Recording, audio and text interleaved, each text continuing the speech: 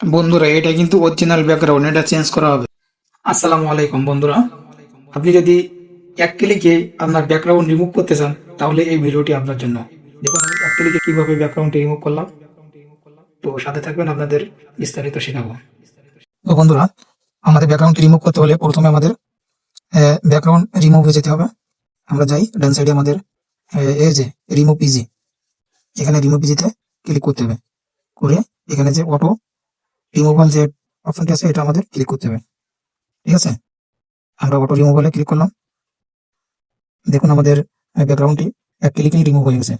আমরা এখানে নতুন কোনো একটি দৃশ্য অ্যাড করতে পারবো। আমাদের ব্যাকগ্রাউন্ডটি রিমুভ হয়ে যাক, তারপরে আমরা নতুন দৃশ্য নিয়ে এসে এখানে অ্যাড করে দিব। কিভাবে আপনারা এক ক্লিকে করবেন এটা আমার বিস্তারিত সবকিছু দেখাই দেবো।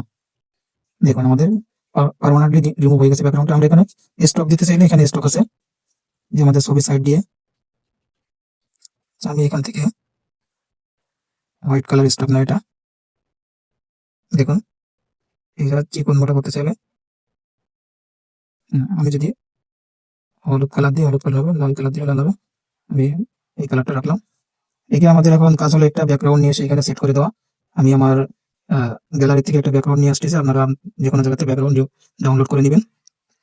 আপনারা এখান থেকে ক্যাপকাটের যে অরিজিনাল ব্যাকগ্রাউন্ডগুলো আছে এগুলো ইউজ করতে পারেন। এগুলো খুব সহজে ইউজ করা যাবে। আপনি যদি পাসপোর্ট সাইজে ছবি করতে চান বা ভিডিওতেও করতে চান তাহলে কোনো সমস্যা নেই, সবগুলাই একই সিস্টেম। দেখেন, আর আপনি যদি ন্যাচারাল কোনো ব্যাকগ্রাউন্ড নিয়ে আসেন তাহলে নিয়ে এসে দিবেন। আমি কিভাবে নিয়ে আসতে আপনি আপনাদের দেখাবো, ধরে থাকুন। দেখুন যেটাই দিবেন এটাই আপনার শুট করবে। দেখুন বন্ধুরা, আমরা যদি আমাদের গ্যালারি থেকে কোনো ইমেজ নিয়ে আসতে চাই তাহলে আমাদের এইখানে কোথায় আসতে হবে দেখেন।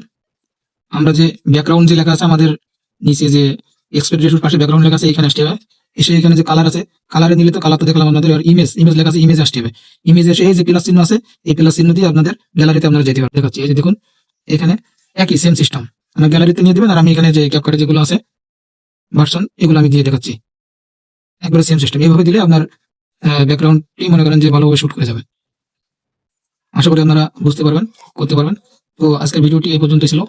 সকলে ভালো থাকবেন। আমি এখান থেকে এই ব্যাকগ্রাউন্ডটি সেভ করলাম। হলো আজকের ভিডিও। আপনারা লাস্ট পর্যন্ত দেখলেই ভালোভাবে আপনার ভিডিওর ব্যাকগ্রাউন্ড চেঞ্জ করতে পারবেন আর ভিডিওটি একটি প্রফেশনাল লুক দিতে পারবেন। তো সকলকে ধন্যবাদ ভিডিওটি দেখার জন্য। আর ইউটিউব থেকে দেখলে সাবস্ক্রাইব করবেন, ফেসবুক থেকে দেখলে ফলো করবেন।